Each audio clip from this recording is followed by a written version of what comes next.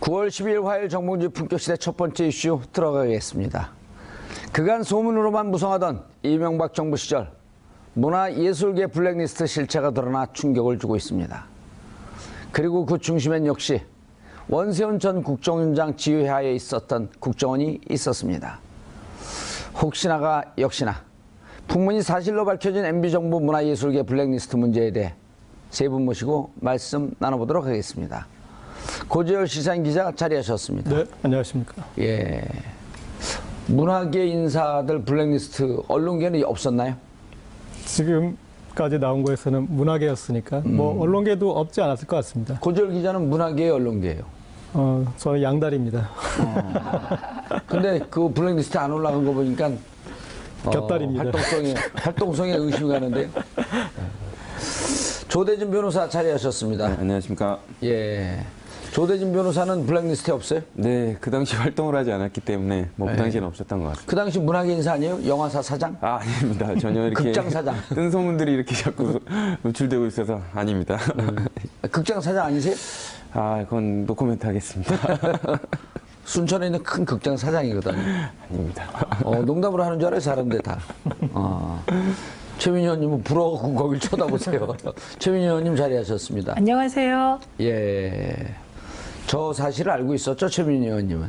그쵸. 저는 저 관계에 대해서 문제 제기를 계속했죠. 네, 현역 시절에 아니면은 그 시민운동 할 때요? 근데 그때도 문제 제기를 했었고요. 그리고 국회에 들어가서도. 국회 들어가서는 뭐 저게 제가 미방이었으니까요. 아하, 방송. 예. 네. 알겠습니다. 고재열 기자님. 네. 칼만 갈다 끝나는 줄 알았어요? 예? 네. 그리고 쥐잡는데 무슨 칼이 그렇게 많이 필요하냐? 발로 뻥 차면 되는 거. 덫이 필요하죠. 예, 덫이 필요한가요? 지금 덫이라고 하니까 벼랑한 생각하는 말이 철라지망.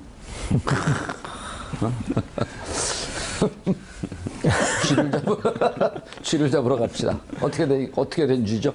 아니, 어떻게 된 쥐가 아니라. 지금 이제 이 국정원 개혁위원회에서 원세훈 전 국정원장이 2009년 2월 출범하고 문화예술계 특정 인물과 단체에 대한 이제 퇴출 활동을 지시한 그런 내용들이 지금 밝혀지고 있는 건데요. 예.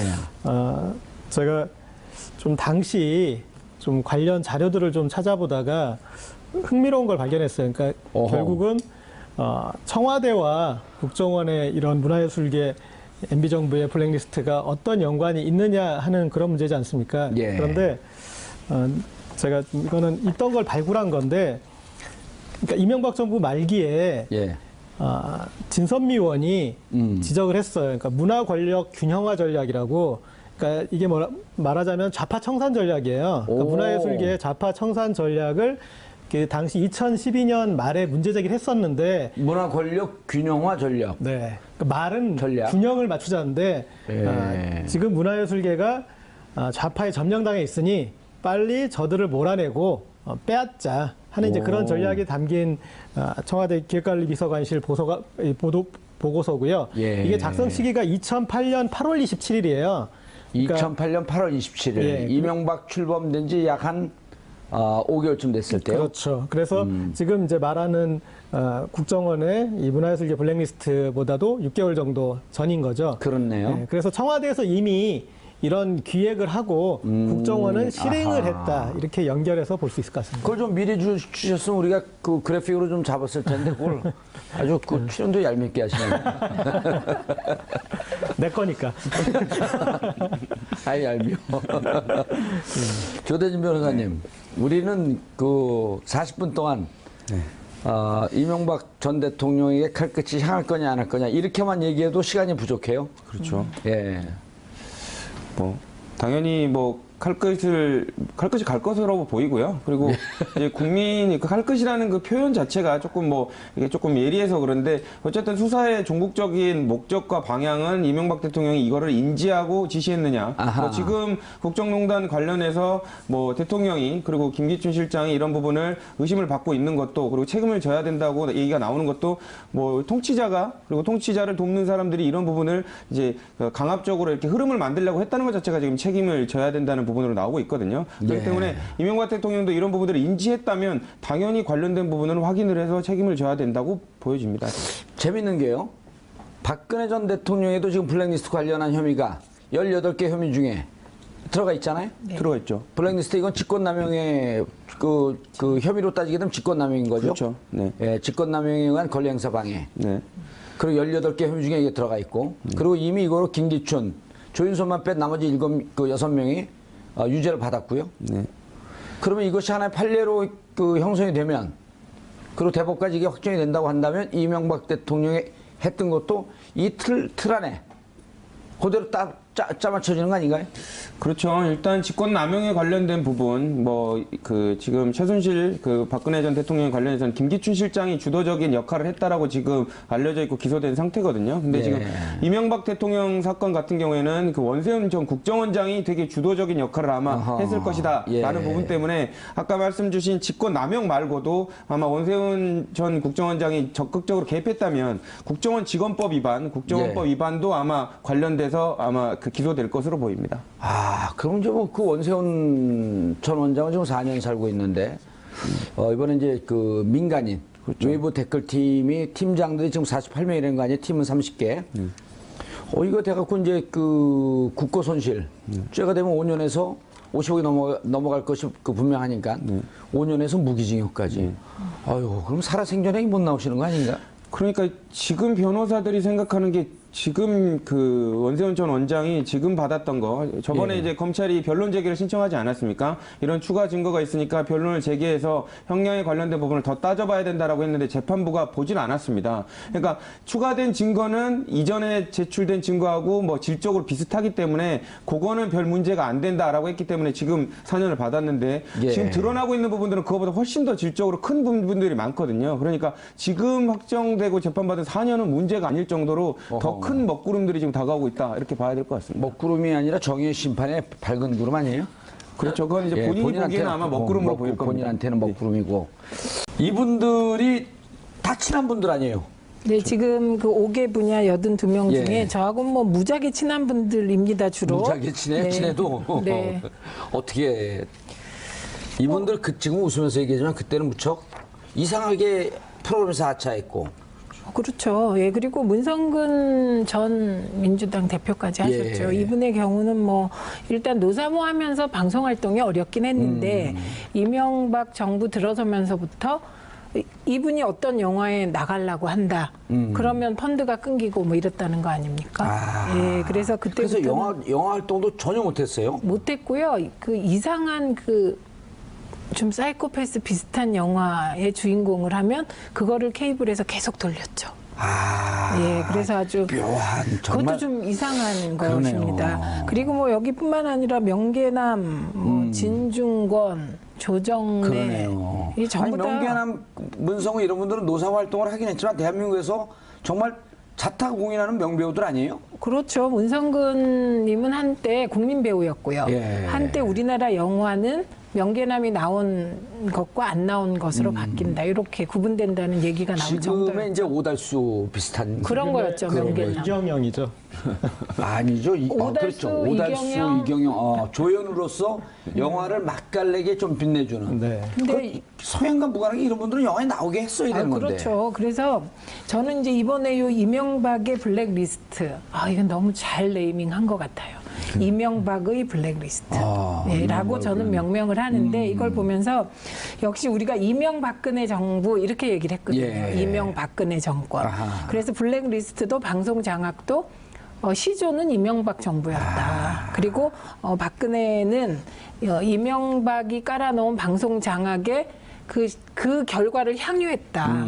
예, 블랙리스트도 결국은 뭐 시조는 이명박 그래서 정부였네요. 저는 예. 이 리스트를 보면서 반성을 했습니다. 그러니까 이명박 정부가 정부에 반대하는 이런 문화예술인 연예인들의 리스트를 만들었잖아요.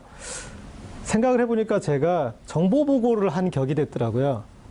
이분들의 활동에 대해서 당시에 제가 이제 소셜 테이너라는 말을 좀 만들어서 그러니까 사회 문제에 관심 있는 엔터테이너들을 소셜 테이너로 묶어서 숨은 활동을 하시는 분들까지 제가 취재를 해서 그분들의 이야기를 했는데 그거를 근거로 블랙리스트를 만들었다. 그렇죠. 이게 그런 것들을 참고해가지고 예. 아 뒤에서 이렇게 이런 배우들이 암약을 하고 있구나. 그게 MB의 배우 조정이었다. 그렇죠. 예. 그때 배우 조정을 한 거예요, 고재열 기자가. 예, 그 소셜 테이너라는 그 말이 예. 그게 굉장히 그 신선해서 그럼요. 새로운 신조어였습니다. 아, 그걸 고재열 기자가 만들었나요? 네. 오. 그런데 이제 여기 보면 그 이제 좌파 연예인 꽤 인상적으로 다가왔었는데 소셜 네, 그때 테이너가. 그랬습니다. 예. 그런데- 그 뒤에 이제 소셜 테이너 시대가 끝나고 네. 폴리테이너 시대로 오면서 제가 1호였었잖아요. 가던 길 가시죠. 네, 우리 가던 길 가면 예.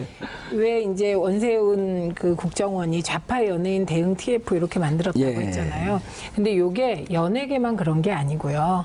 이명박 정부가 들어서서 하려고 했던 게 좌파 척결이었습니다. 네, 그래서 그때 그 지금은 뭐 거의 알려지고 그랬지만 저도 그 싹 제 뒤를 털려서 최근에 제가 이제 과거에 그때 민주 언론운동 하시고 그랬을 때 아니에요? 그리고서 방송위원회 부위원장을 했죠. 아, 그래갖고 방통위원회인가 방송위원회인가? 그러니까 과거에는 방송위, 방송위원회. 지금은 방통위. 방통위. 그래서 제 경우도 최근에 그 방송위에서 같이 일했던 구 방송위 예. 직원이 연락이 왔어요. 내가 그때는 당신한테 얘기 못했지만 이제는 얘기한다면서 저의 비리를 얘기하라고 돈 받은 거 얘기하라고 자기가 검찰에 몇 번을 불러갔었다. 이거를 이제서야 너한테 얘기한다. 왜냐하면 그때는 너무 이게 제가 좀 신경 쓰일까봐 얘기를 못했다. 그러니까 이게 저는 이제 근데 부위원장 비리가 없으신 분 아니에요? 안 나왔죠 하나도. 검찰 가서 그분이 그렇게 얘기했나? 이분은 최민희 씨야말로 명경지수다. 그 뭐 어쨌든 그래서 저는 뭐 드러난 게 없어요. 예. 1,800원 나왔는데 1,800원. 그게 이제 방송위원회 부위원장 카드로 예. 그 민주언론 시민연합 앞에 가서 김유진 사무처장한테 1,800원짜리 커피 사줬다. 그게 무슨 뭐랬더라? 뭐 그래갖고 그거 가지고 직무연관성이 없는 곳으로 가서 법카를 썼으므로 그쵸. 배임 횡령이다 1,800원. 네, 그게 코미디를 하시네요. 그래서 저를 국회로 불러서 예. 제가 국회에 출석까지 했습니다. 1,800원 어디다 썼나? 예, 근데 그건 뭐 안 물어봤어요.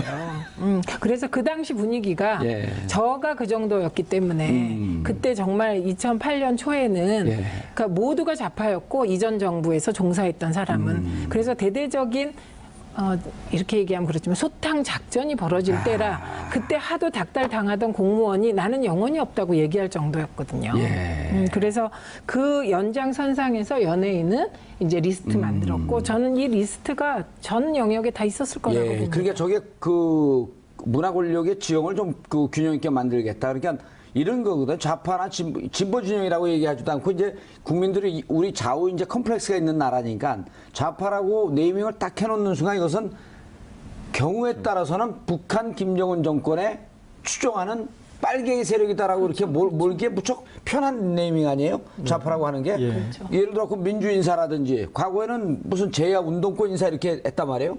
근데 진보 인사라든지 이렇게 하지 않고 좌파라고 해놓고 좌쪽으로 기울어졌으므로 이걸 바로 놓자. 그 단어가 뭐와 연계되어 있냐면요. 종북 좌파, 예. 친북 좌파 아, 이렇게 앞에 그러네요. 종북과 친북이 붙으면 이제 그게 대중을 속이는 언어가 되죠. 자신 스스로 불법 종북 세력이라고 그 자임하는 분이 계시거든요. 명진 스님. 그 명진 스님이 지금 이 대통령을 만들어야 하겠다고 생각하는 사람이 저하고 무관해요. 민사람을 하면 안 됩니다. 지금 이제 불법은 부처님 법이고 종북은 종하고 북치니까 저래서. 김재동 씨를 너무 좋아해서 예. 이런 사람 대통령 돼야 된다고까지 말씀하시잖아요. 근데 김재동 씨는 당시에 어허. 전담 국정원 직원이 있었어요. 왜냐면 대중적으로 실제로 영향력이 많았어요. 근데 그 이제 전담 국정원 직원이 김재동 씨한테 내가 당신을 맡긴 하는데 나도 당신의 팬이다. 근데 그 사람을 노무현입니다. 네. 영화 대목의 대자비 같으네요, 일종의. 그래서 김재동 씨가 소주도 사주고 같이 얘기도 들어주고 그런 분이 나중에 대통령 되던데, 진짜. 명진 스님이 간파하신 거죠. 예. 그런데 거기에 김민선 씨 나오잖아요. 네. 원래 이름이 원래 이름이 원래가 김민선이고요. 김민선. 그리고 지금 바꾼 게 개명한 이름이 김규리인데 김규리, 김민선 씨. 지금 이제 이분은 또 여배우의 그 불우함이 있습니다. 뭐냐면 지금 이 20대 후반에서 30대 중반까지의 나이잖아요. 예. 이명박근혜 시대가. 여배우가 가장 전성기여야 될 시기에 그러네. 이렇게 잃어버린 거예요. 김민선 씨가 친구입니다. 친구예요? 네, 개인적으로 친구고 아까도 카톡 했는데요. 실검에 올랐다고 제가 얘기했는데 저도 했습니다. 실질적으로 되게 그 피해를 많이 본 거. 그러니까 본인은 그렇게 사적인 자리에서 얘기를 하는데요. 2012년 12월 19일 날 대선 그 문재인 대통령이 대통령 후보가 지고 네. 그날 김민선 씨 행적을 아세요? 그건 모릅니다. 이태원의 모 식당에 와서 술을 마시다가 통곡을 하면서 너무 울어갖고 사람들이 말려갖고 그렇게 데리고 갔다는.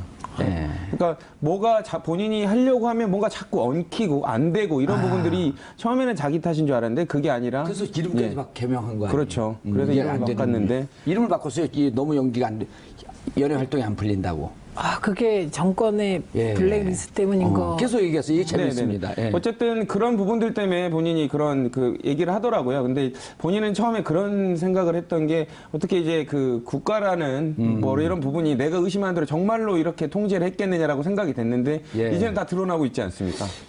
제가 궁금한 게 이런 겁니다. 이게 지금 청와대 그다음 국정원 TF 국정원 뭡니까 국정원 적폐청산 적폐청산 TF에서 이 문제를 검찰에 이제 수사 권고를 하잖아요. 네, 그렇죠. 그렇게 앞서서 이런 근거가 나오면 이 대상자들 예를 들어 명계남 배우라든지 문성근 배우라든지 김민선 씨라든지 이런 분들이 우리가 실질적으로 당신들의 이러한 잘못된 정책으로 인해서 피해를 보았습니다라고 하고 이명박 전 대통령을 고소하면 어떻게 되는 겁니까? 그러니까 손해배상도 되고요. 그리고 관련돼서 고소를 하게 되면 예. 그것 때문에 형사처벌을 네, 당연하죠. 해달라고 고소를 하는 거죠. 네네. 왜 이런 거 가만히 있습니까? 그렇죠. 수사가 제기되는 거는 뭐 충분히 가능하다고 봅니다. 그리고 예. 그걸 떠나서 일반적으로 지금 피해를 실질적으로 보지 않았습니까? 그렇기 때문에 민사소송을 통해 가지고 대통령의 이러한 통치 정책 때문에 그리고 이러한 개입 때문에 피해가 생겼다라고 충분히 민사적으로 주장할 그 이유가 있다고 저는 보여집니다. 민사 별로 관심이 없어요. 예, 알겠습니다. 형사.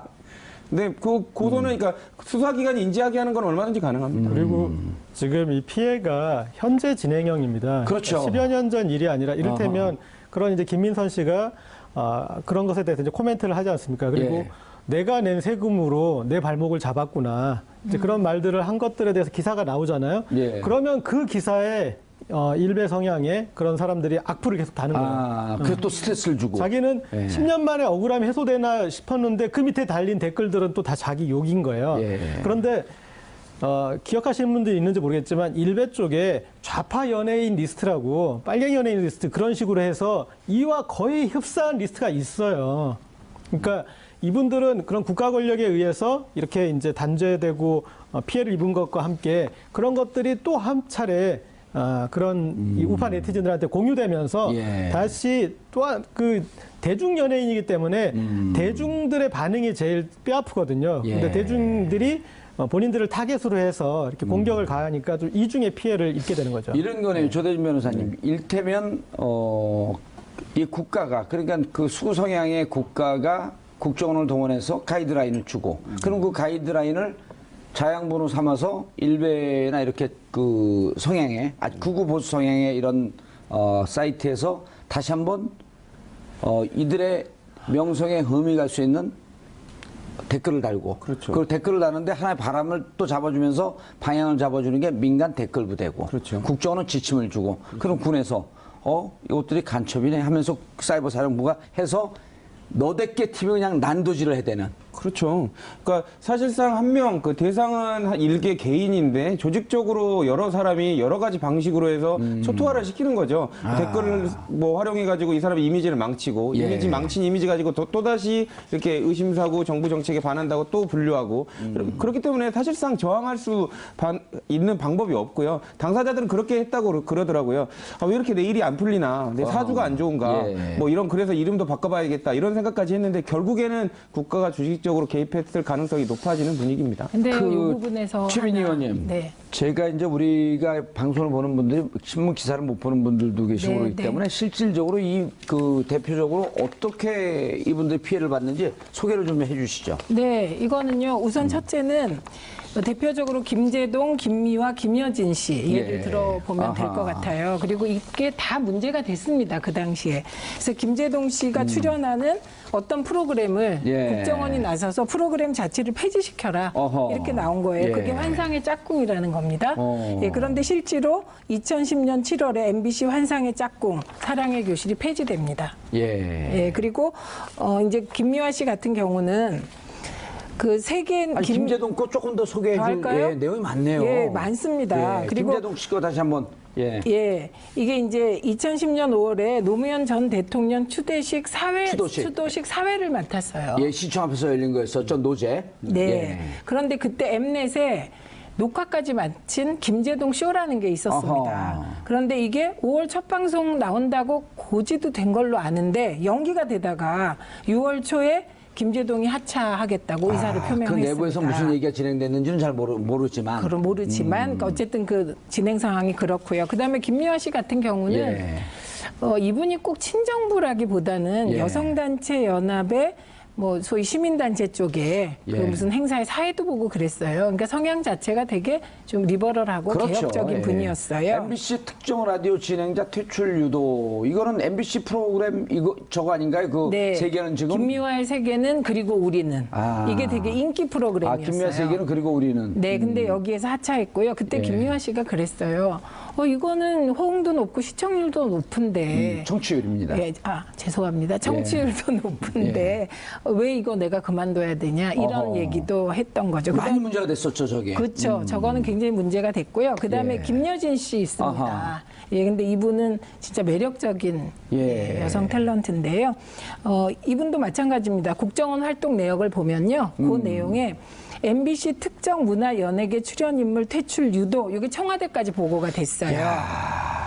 예, 그래서 이게 심지어 사규를 만들어 가지고요. 어허. 그 출연 제한 규정을 마련해서 이야. 이제 자른 케이스입니다. 아, 그래서 저럴 땐 또 2011년 8월 우리가 여기서 짚고 넘어가야죠. 김재철 사장이 재임하던 시절. 그렇죠. 예. 그래서 MBC 손석희 시선 집중 예. 고정 패널로 발탁됐는데 그리고 MBC가 이거를 보도 자료 자료까지 낸 뿌렸어요. 상황에서? 예, 그런데 뭐 출연이 무산됐고. 출연 무산됐고요. 보도자료 배포했던 라디오 본부장하고 담당 부장, 홍보부장이 경징계 처분까지 받은 일이 예. 있습니다. 누가 처분했을까요? 김재철 사장. 그렇죠.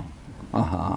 아주 환상의 콤비네요. 근데요. 아까 환상의 짝꿍이라고 나왔는데 김재철 사장과 원세훈 국정원장 그다음에 환상의 트리오? 이명박 전 대통령을 환상의 추천해요. 트리오. 근데 환상의 저는 삼짝꿍. 예, 여기서 연예계 블랙리스트를 왜 이렇게 심혈을 기울였을까? 예. 이게 왜 그러냐면요. 이게 이제 다른 특정 부분은 예. 정치권은 리스트를 만들어도 이게 문화로까지 확산되기가 어렵습니다. 대중들에게 파급력이 예, 좋으니까. 파급력이 크고요. 이게 결국 일베까지 전해지고 특정 댓글 부대뿐만 아니고 일베의 극우 성향의 네티즌들에게까지 전파돼서 아직까지도 그분들이 댓글을 달잖아요. 예. 그래서 연예계 블랙리스트에 그분들이라고 심혈을 그러는 건 기울인 좀 듣기가 거북하네. 그 사람들이. 네, 그 사람들이. 예. 자, 그런데 방송 자체에 개입한 것뿐만 아니고 국세청까지 동원했다? 고지열 기자님. 네. 이게 사람이 다 자기만 괴롭히면 예. 버틸 수 있는데 자기가 속한 회사를 혹은 자기의 가족을 이렇게 괴롭힐 때 못 버티지 않습니까? 예. 최민현하고 저는 누가 괴롭혀주면 행복해요. 그래서 이런 이제 출연 기회나 프로그램 폐지나 그런 것과 함께 소속사를 세무조사해서 옥죄는 방식을 썼습니다. 제일 힘든 그 탄압이 들어왔네요. 네. 그래서 오. 그 소속사가 이제 이런 연예인들을 자제하게 만드는. 그러니까 예. 연예인들은 생각을 갖지 마라. 그리고 생각이 있더라도 표현을 하지 마라. 이렇게 압박을 해버린 거죠.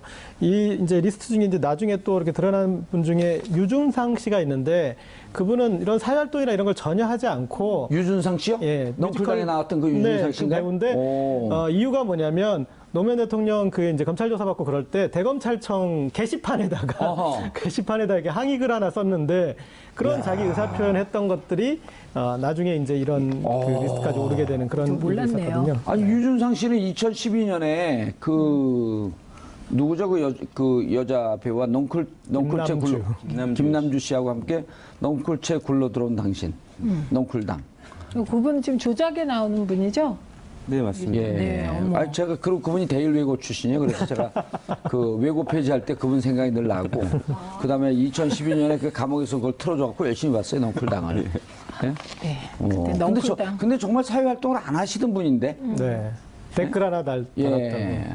오죽하면 뭐 신혼여행 갈 때 너무 그 협찬이나 찬조를 많이 받아갖고 뭐 그 사람들한테 눈총이 있었다 문제 이런 헛소문인지 뭐 그 사실인지 모르겠는데 사회활동과 이렇게 전혀 무관하게 연애 활동만 열심히 하시던 분인데. 예. 정말 구석구석 잘하세요. 예. 그 찬조 많이 받은 거 아셨어요? 아, 전 몰랐습니다. 아주 그거는 중요한 정보를. 신혼여행을 이렇게 갔다는 얘기도 있어요. 그래서. 자, 조대진 변호사님. 예, 예. 한번 그 MB 정부의 국정원문서 제목을 한번 좀 읽어봐 주시죠. 제목만 봐도 섬뜩섬뜩해요. 그렇죠. 근데 뭐 공통점은 딱 드러납니다. 뭐 일단 명의 자체는 거의 다 비서관, 수석들 뭐 이 위주로 작성이 됐고요. 2009년도 9월에는 그 제목이 기획관리 비서관 명의로 좌파 성향 감독들의 이념 편향적 영화 제작 실태 및 좌편향 방송 PD 주요 제작 활동 실태 야, 이거 이렇게 하고 대국민 있습니다. 그 무슨 군사 작전을 하는 것 같네요. 무슨 뭐 어디 심리 작전. 작전 계획 뭐 이런 것 같습니다. 그리고 작게 20일 뭐 이렇게 하고. 맞습니다. 그리고 2010년도 5월에는 홍보수석 명의로 나온 건데 거의 비슷합니다. KBS 공영방송인 KBS 조직 개편 관련한 좌편향 인사 여부, 그리고 2010년도에는 민정수석 명의로 좌편향 연예인들의 활동 실태 그리고 고려 사항을 파악하라 뭐 이런 제목으로 문서가 내려왔고요. 그리고 2010년 10월과 6월에도 각각 기획관리 비서관과 홍보수석 명의로 문화예술단체 내 좌파 인사 관리 방안, 그리고 예. 좌편향 성향 언론인 학자 연예인들이 진행하는 고정 프로그램이 뭔지 그 실태를 파악해라라는 정도의 내용까지 나온 상황입니다. 예. 최민희 의원님. 네. 자, 이게 블랙리스트인데요. 블랙리스트 하면 또 누구보다도 전문가시잖아요. 이게 저는 블랙리스트란 단어와 함께 대학교를 시작한 것 같아요. 예? 그때는 노동계 블랙리스트. 아, 그래서 맞아요. 저는 지금 블랙리스트 나온 거 중에 제일 처절했던 게 노동계 블랙리스트 같고요. 예. 네, 그래서 그 단어는 뭐 저희에겐 좀 그렇죠. 아니, 그러니까 이 블랙리스트가 사실 원조가 네. 그 괴벨스 아닙니까? 아, 그렇죠. 예, 히틀러 시절에. 네, 그러니까 네. 인류상 다시 떠올리기 그 끔찍한 학살자. 히틀러의 2인자 괴벨스가 유태인 명단 작성하고, 그리고 언론인 명단 작성하고, 양심적 그 지식인들 명단 작성해서 네. 다 처형했던. 네. 그러니까 이게 지금은 처형할 수는 없지만 어쨌든 이분들의 활동을 옥죄해서 자본의 흐름을 막아버린다라고 하는 것은 생활상의 사형 선고로 처한 거나 다름없는 거 아니에요? 사형 선고고요. 아까도 예. 잠깐 김규리 씨에 대해서 우리 고재열 기자가 말씀하셨듯이 9년 동안 활동을 못 한다는 건 연예인에게는 연예인들에게는. 사형 선고입니다. 그리고 가장 네, 그 황금기에 황금기에. 되게 그렇게 아하. 되거든요. 그러니까 나이로 따지면 지금 이제 문성근 님이 예. 그 조작에 나오잖아요. 예. 근데 9년을 지금 나이를 빼면 진짜 원숙한 연기를 할 때부터 못 나간 겁니다. 지금 9년을 빼면 조대진 변호사쯤 되지 않나요? 몇 년생이에요, 조대진 변호사가? 저는 39입니다. 39이에요? 네, 그럼 30 김기루 씨도 39이에요? 네, 동갑입니다. 오. 그리고 생일도 하루 차입니다. 8월 15일, 8월 16일. 오. 그리고 더 끔찍한 게 있습니다. 예. 이렇게 이제 몇몇 연예인들이 정치적인 발언을 해서 블랙리스트라는 게 있을 것 같고, 그 다음에 출연을 못하게 되고 그러면 연예인 모두에게 파급 효과가 있습니다. 아, 그러네. 네, 네. 알아서 입을 다물게 네, 하고 네. 저 사람이 왜 그런지 쉬쉬하지만 다 내용은 알 거 아니에요. 알고 있고 그래서 그 영화계에서 그런 그- 말이 있습니다. 영화계에는 문성근 효과라는 말이 있습니다. 아, 모난 돌이 종맞으니까 그쵸. 우리 참고 살자. 네, 그래서 이거 이제 살짝 뒷얘기를 해드리면 2012년에도 그렇고 2017년에도 그러고 이제 사실은 이제 선거 시기가 되면 문성근 저희가 효과. 그 연예인들에게 도움을 구하게 되잖아요. 예. 근데 가장 어려웠던 분야가 영화계였습니다. 그게 문성근 명견함 효과 때문에. 그래서 이제 블랙리스트를 만들고 그것으로 연예인을 옥죄는 거는요. 꼭 해당된 82명에게만 해당되는 게 아닙니다. 전 연예계를 전 연예인. 옥죄는 거다. 예. 국회의원들이 야당 시절에 국회의원 하셨잖아요. 네. 18, 19대, 지금 20대니까 그 8년 동안 정봉주 효과라고 하는 게 또 있었다고. 맞아요. 다른 소리 하면 저렇게 된다. 정마진이 그냥 조용히 입 다물고 아. 가늘고 길게 살자. 그거와 예. 연관해서 생각해 보니까 제가 19대 이제 국회에 들어가서 계속 언론 문제를 받잖아요. 예. 아무도 같이 안 하시는 거예요. 그게 그 주위에서 그랬다면 정봉주처럼 된다. 네, 저한테. 방송인 될 거다. 아, 그거? 근데 어쨌든 실제 정봉주 효과가 있었어요. 예, 있었어요. 예. 예, 있었고 방송에 대해서 제가 문제 제기할 때 사실은 원내대표 한 분이 저를 불러서 어느 선 이상까지 나가지 말라는 지금 생각하면 그게 레드라인이었던 것 같아요. 맞아요. 근데 예. 제가 과감하게 펄쩍 예. 그리고 그 영광의 낙선을 기꺼이 받아들이고 다음에 또 꼭 돼요. 걱정하지 마세요. 예. 자, 고재열 기자님. 그런데 자, 이제 MB한테 칼 끝이 가냐 안 가냐 뭐 갈 수밖에 없는 상황인데 또 오늘 그 시사인과 비슷한 노컷뉴스에서 예. 아니, 그거 아주 기사 잘 쓰기로 유명한데요. 시사인도 그렇고 노컷뉴스도 그렇고 거기서 시사 노컷 뉴스에서 BBK의 실소유자인 듯한 그 자금의 흐름이 파악됐다고요? 예. 어젯밤에 그 기사를 쓴 조태임 기자가 저한테 계속 카톡을 까는 분위기인데 이제 카톡을 까서 뭐 이 BBK 관련해서 이명박 쪽 코멘트를 좀 들을 만한 사람 소개시켜달라고 해가지고 뭔 기사를 쓰려나 했더니 아침에 봤더니 이제 그 개인적으로 아는 기사였나요? 네. 오. 저도 좀 압니다. 저도. 예. 자, 그런데 그 결국은 그 LK뱅크에서 네. 이명박 개인 계좌로 49억 5천원 뺀 50에서 5천원 뺀 돈이 넘어갔다. 가장 중요한 것은 당시 수사 결과에서 검찰이 클리어를 해줬던 내용이라는 게 중요하죠. 그러니까 그때 검찰이 쉽게 얘기해서 말아드셨던. 그렇죠. 그러니까 파악을 못했다고 했다는 게 아니라 예. 그런 돈 없다고 그랬었는데 이제 그거 지적해갖고 감옥 간 사람 있잖아요. 이분이요. 제가 그거 똑같이 지금 지적한 거거든요. 예. 왜 몰랐느냐, 묵살했느냐. 네, 그렇죠. 이제 그것 때문에 이제 그리고 지금 주진우 기자가 밝힌 그 예. 이명박 실수 청와대가 예. 140억이 다스로 가는 사실상의 이명박 전 대통령 소유주로 우리가 생각하는 예. 다스로 가는 것에 대해서 청와대와 뭐 외교부와 다스와 LA 총영사와 모든 총 작전을 해서 했다는 게 이제 결합이 됐고 그래서 이전에 BBK 사건에 검찰이 결론 내렸던 것들이 모든 기반들이 지금 허물어지고 있습니다. 그러니까 아하. 그래서 이런 사건들이 법적으로 이명박 전 대통령을 언제 조사하느냐 그것도 관건이겠지만 예. 제가 봤을 때 전 대통령을 부르는 것은 국민이라고 생각해요. 이런 거 하나하나가 쌓여서 당신 이명박이 대답을 해라. 예. 그 물음이 공범자들에서 마이크가 갔었고 주진우 기자도 마이크를 지금 내밀었고 또 다른 보도들이 계속 겨냥하고 있지 않습니까? 그렇다면은 나중에 예. 결국은 국민들이 이명박 전 대통령을 세운다고 생각합니다. 삼성동 그 인터컨티넨탈 호텔 앞에 건물 거기 이제 그 행정지명상으로는 대치동이거든요. 예. 그 건물 앞에 임페리얼 빌딩인가요? 뭐 그 건물 앞에 갖고 이명박 전 대통령 구속 수사하고 피켓 시위를 할 때가 됐는데 촛불이 이제 그쪽에서 한번 타오르면 그리고 제가 집도 잘 압니다. 예. 거기서 걸어서 한 13분 거리예요. 예. 그 앞에. 근데 오늘 요 보도가요. 예. 그 보도에 대해서 검찰 쪽에 반론도 나왔습니다. 아, 그런가요? 그거를 살짝 소개를 소개를 해줘야 돼요. 안 그러게 되면 우리 3시, 4시 다 갑니다. 그래서 이제 우리가 의심하는 것은 이 내용을 먼저 해주시고 어느 돈이 어떻게 가갖고 실질적으로 이명박 소임이 드러났다라고 이렇게 얘기한 거 아니에요? 고재열 기자. 그거 얘기하니까 뭐 엄한 기자 얘기만 하고 계세요. 네. 그 얘기를 LK에서 이명박 개인 계좌로 50억이 갔다. 예, 그거죠. 예. 간단하게 얘기하면. 간단하게 얘기하면 그건데. 근데 검찰은 뭐라고 발표했어요? 예, 그래서 그게 BBK에 대한 주식 대금이다라잖아요. 예. 그런데 검찰은 이게 이미 2011년 수사 당시에 다 나왔다. 다 나왔고.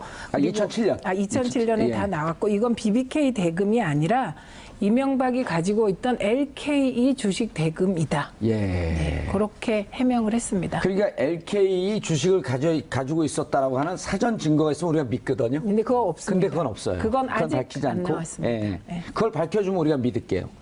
그런 거죠? 제가 검찰이 아닙니다. 예. 조대진 검사. 그걸 밝히면 제가 믿을게요. 근데 이거 뭐 검찰은 해명을 하는데요. 뭐 예. 이게 어쨌든 의도적인 부실 수사였는지 아니면 뭐 비의도적인 과실 수사였던지 실수한 건 맞거든요. 그리고 검찰이 뭐 명명백백하게 지금 밝히는 것처럼 보이는데 이건 사실상 같은 법조인의 이치에서 봤을 때도 의심스러운 부분이 되게 많습니다. 그리고 무엇보다도 그 당시 대통령 당선인이 관련된 부분에 있어서 이 정도로 허술하게 수사를 했다? 수사권 반납해야 되는 상황 아닌가라는 생각이 듭니다. 예, 근데 그리고 대통령 당선이니까 허술하지 않았어요. 그리고 명의가 오늘 입장 밝힌 명의가 어딘가 대검찰청 BBK 팀 이렇게 나오지 않았나요? 그때 그 수사팀 그 명의로 검찰 나왔어요. 개혁은 앞으로 갈 길이 머네요. 그 그렇죠. 수사팀이 아직까지 있다는 걸 보니까. 네, 그렇죠. 뭐 예. 눈에서 불 나와요. 알겠습니다. 인사하시고요. 세 분 감사합니다. 시간 내주셔서요. 아, 끝났어요? 예, 끝났었어요. 끝났었어요. 끝났습니다. 인사하시고요. 예. 자, 그 이명박 전 대통령에 대해서는 여러 가지 혐의가 계속 나오는 것 같습니다. 그리고 BBK 실소유자인 것이 입증된 거 아니냐라고 하는 노컷 뉴스에 대해서 발빠르게 대검찰청 BBK 팀이라는 명의로 해명 입장도 나왔습니다. BBK 사건을 수사한 건 2017년, 10년 전인데 아직도 검찰청에 BBK 팀이 있다는 게 경이스럽고 놀랍습니다.